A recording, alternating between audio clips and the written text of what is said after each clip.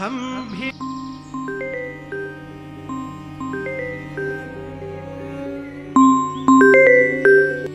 Hello, আসসালামু আলাইকুম ভাই। কে অনিন্দ? হ্যাঁ ভাই, আমি তো নদীর পাড়ে এসে পড়ছি। ও আচ্ছা আচ্ছা, তুই চা খা, আমি আসছি। আচ্ছা ভাই, আমি কি আপনাকে নিতে আসবো নাকি? না না না না, নিতে আসতে হবে না, আমি আসতে পারবো, তুই থাক।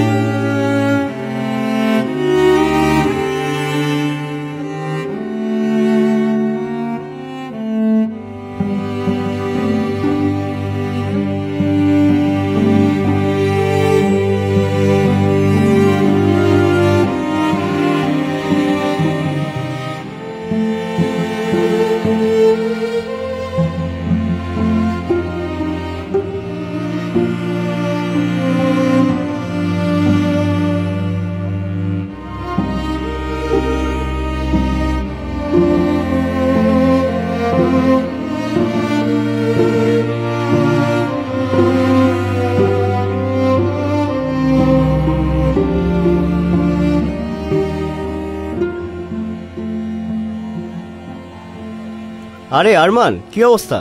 এ ভাই, কি অবস্থা? এই তো, তোমার কি অবস্থা? আলহামদুলিল্লাহ। কাজ ছিল নাকি এদিকে? হ্যাঁ, একটু কাজ ছিল। দেখাই তো যায় না, কই হারায় ফেরায় গেলেন? একটু ব্যস্ততা ছিল।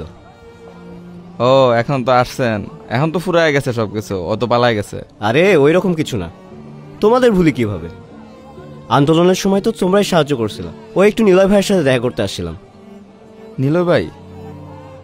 নীলয় ভাই তো এখানে বিকালবেলা আসে, নদীর পাড়ে।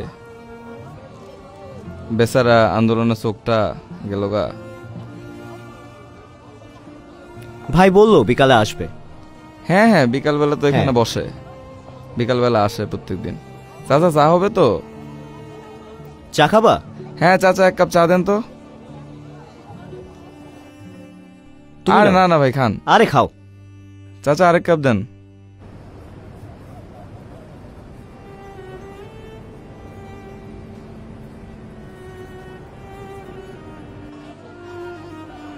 প্রতিদিনই আসে? হ্যাঁ, প্রতিদিনই আসে।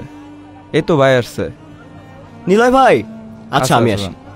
ভাই, অনিন্দ, কি খবর? এই তো ভাই ভালো। আপনার কি অবস্থা? এই তো ভালো। অনেকদিন আচ্ছা, পর আচ্ছা, আপনাকে চলো, দেখলাম।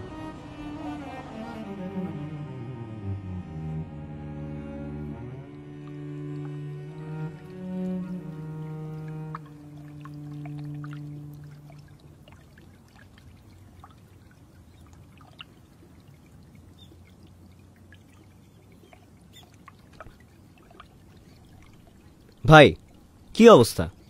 আছেন কেমন? এই তো, তোরা যেমন রেখেছিস। আরে ভাই, কি যে বলেন। আমরা ভাই আর কই রাখতে পারলাম? সবই তো আপনারাই করলেন। এই নতুন স্বাধীনতাটুকু তো আপনাদের জন্যই পেলাম। আরে প্যারা নিস না, ভালোই আছি। তা সরকারের কি খবর? তোরাই এখন সংস্কার কমিশনে আছিস, তোরাই দেশ চালাচ্ছিস। আমাদের ভাই ব্রাদার দেশ চালায়, অথচ আমি দেখতে পাই না। ভাই, আমরা তো ভাই সর্বোচ্চটা দিয়ে চেষ্টা করছি সরকারকে সাহায্য করার। কিন্তু ভাই, 17 বছর ধরে একটা সিস্টেম, ওটা তো সম্ভব না। আর আপনি তো জানেন, এই সিস্টেমটা হচ্ছে একটা বাবলের মতো। যে যায় লঙ্কায়, সেই হয় রাবণ। আচ্ছা ভাই, একটা কথা জিজ্ঞাসা করব? প্রশ্নটা একটু কমপ্লেক্স। ভাই, স্বাধীনতা কেমন উপভোগ করছেন? স্বাধীনতা স্বাধীনতা অনেক উপভোগ করছি। সকালে যখন ঘুম থেকে উঠি, তখন পাখির কিচিরমিচির শব্দ হয়, যখন নদীর ঢেউয়ের কলতান শুনি তখন উপভোগ করি।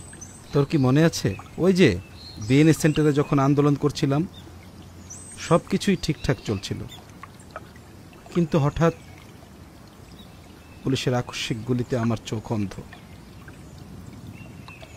আমার দুনিয়া অন্ধকার। অনিন্দ, অনিন্দ, আমি অনেকদিন সূর্যাস্ত দেখি, আমাকে একটু সূর্যাস্ত দেখাবি?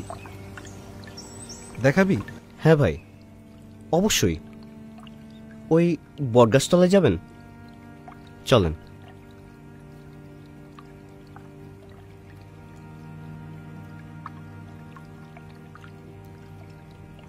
ভাই সাবধানে দেখে নামেন।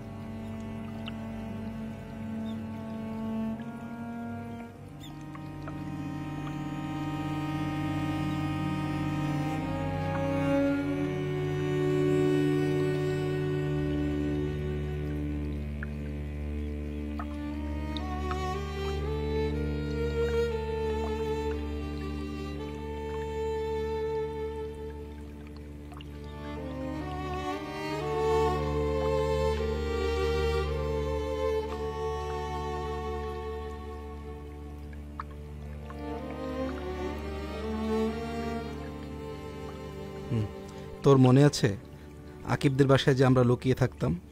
তবে ওই দিন প্রথমে তো ওই র্যাবের কয়েকজন আত্মসমর্পণ করেই ফেলেছিল। ছেলে পেলে বিশ্বাস করে ছেড়ে দিল, আর ওরা বিশ্বাসঘাতকতাটা করল।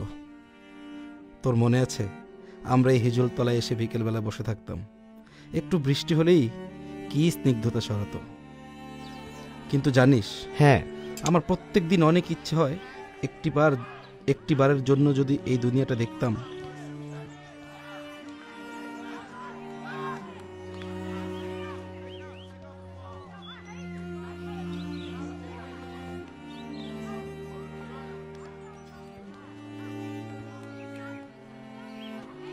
আমার অনেক ইচ্ছে হয় কিভাবে সূর্যাস্ত হয় দেখার, পাখিরা নিরে ফিরে যায় কিভাবে তা দেখার।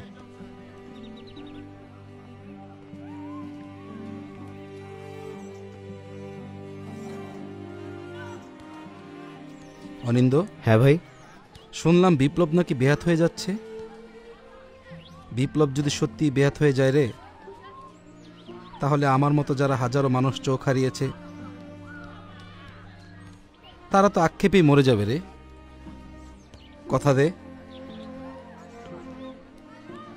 তুই এই বিপ্লব হাতছাড় হতে দিবি না? কথা দে।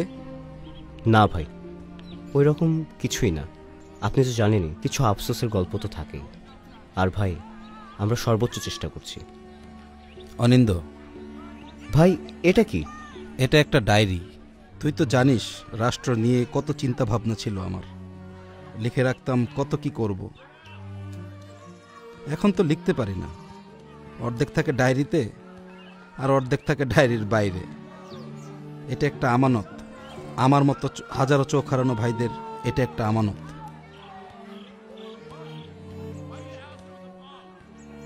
এটা আবু সাইদ, মুগ্ধ, ওয়াসিম, ওদের আমানত। এটা আমাদের নতুন স্বাধীনতার আমানত। তোদের পাশে কেউ না থাকুক, অলওয়েজ একটা কথা মাথায় রাখবি, 2000 শহীদ এবং অগণিত আহত মানুষের প্রেরণা ও সাহস তোদের সাথে অলওয়েজ থাকবে। কখনো এই কথাটি ভুলবি না, ঠিক আছে? অনিন্দ, আজান দিয়ে দিল নাকি? দেখেছিস এখন সূর্যাস্ত কখন হয় কিছুই টের পাই না রে। ঠিক আছে, সন্ধ্যা হয়ে গেছে, তুইও বাড়ি চলে যা, আমিও চলে যাচ্ছি, ঠিক আছে? ভাই, আপনাকে বাসায় দিয়ে আসি? না না, এতটুকু তো স্বাধীন, নিজের বাসায় নিজে যেতে পারবে, ঠিক আছে? তাহলে থাক।